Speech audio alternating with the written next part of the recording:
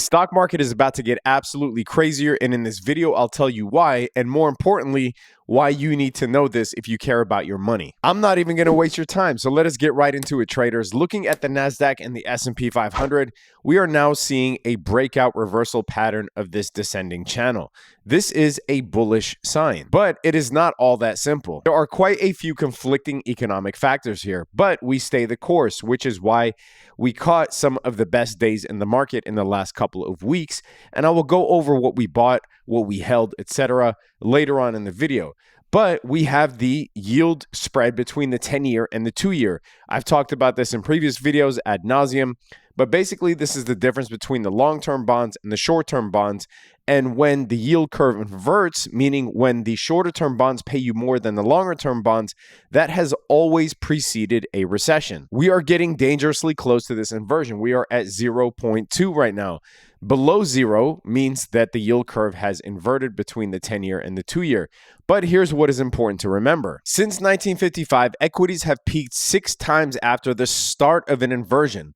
Peaked 6 times after the start of an inversion, and the economy has fallen into a recession within 7 to 24 months.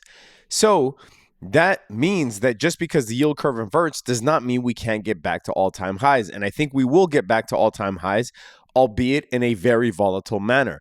But that means that equities actually do peak even when the yield curve inverts, and it takes at least half a year up to 2 years before a recession starts.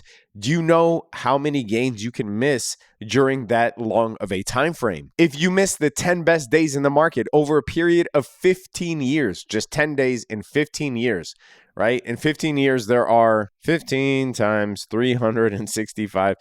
In 15 years, there are almost 5,500 days. If you just miss the 10 best days, your gains are cut by more than half. If you're not a long-term investor, then completely ignore this. But this is why we bought stocks like Intel, Nvidia, the Qs, the SPY, XLE, XLV, etc. And if you want access to all of our insights in real time, all of our long-term plays, option plays, hedges, etc., link is in the description below.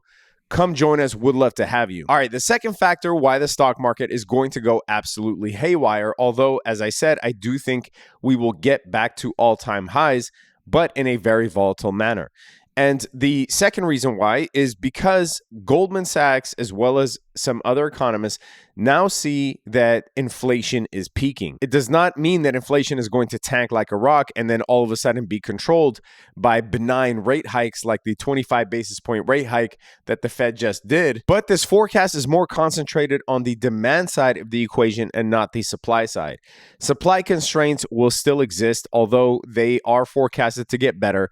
However, the demand side, the personal consumption expenditures are expected to drop. We are already seeing this type of demand destruction with home sales, which is usually one of the best economic indicators. Home sales are finally dropping, and it is because of record-breaking home prices. Now, there's definitely a fine line here between inflation and demand drop, right? Between inflation dropping and demand dropping.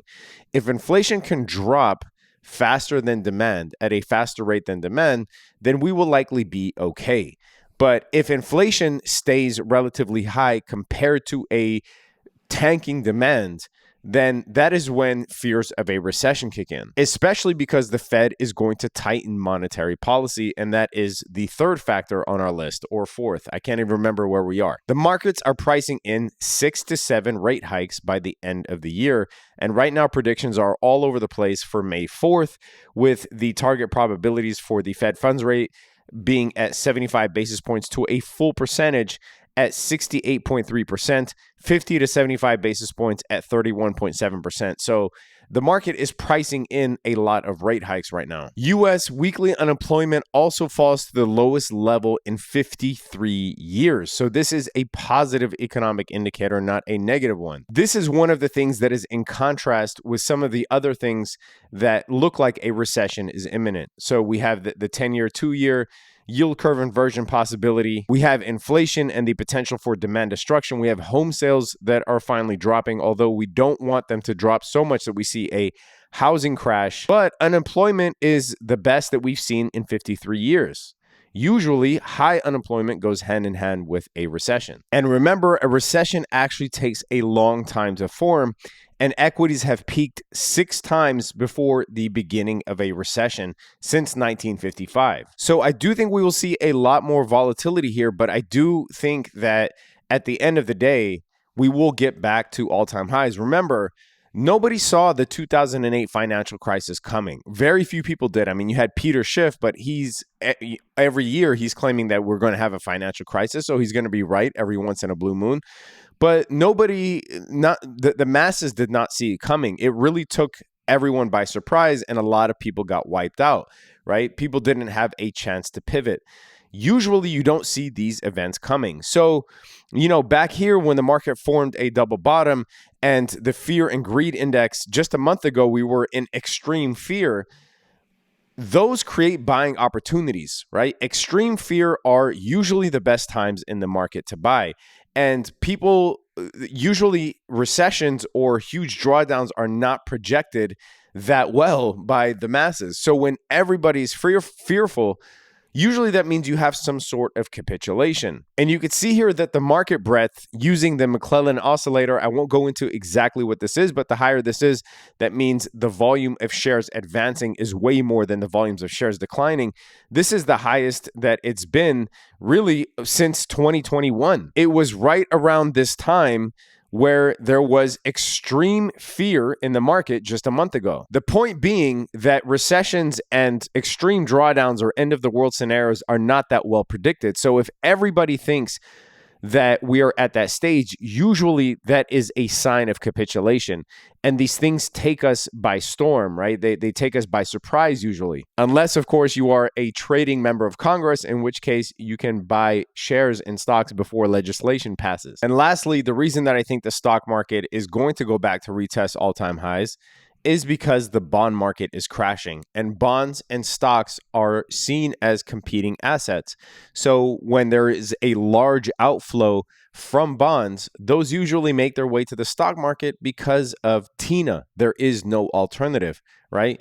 So if there's a large outflow from bonds, where else are you going to put your money? You might say real estate, but real estate prices are near all-time highs right now, so that doesn't make sense. That's why that money finds its way into the stock market. And as the bond market tanks, the stock market tends to rally. It's only 2 weeks ago that the Fed stopped buying treasury bonds. This is something that is not reported on very much so in the YouTube community or even in the mass media, the mass financial media, that 2 weeks ago, the Fed stopped buying treasury bonds. So those treasury bonds now there's an excess amount of them.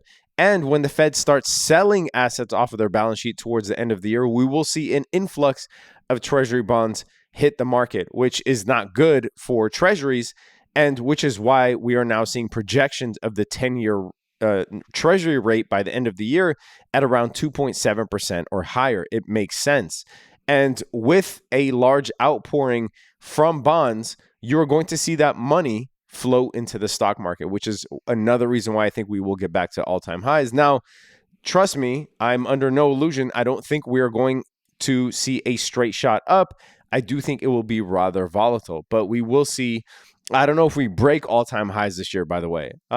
It really depends on how bad the bond market is, because again, when there's no alternative, where are people going to put their money, right? Not in real estate, not in bonds.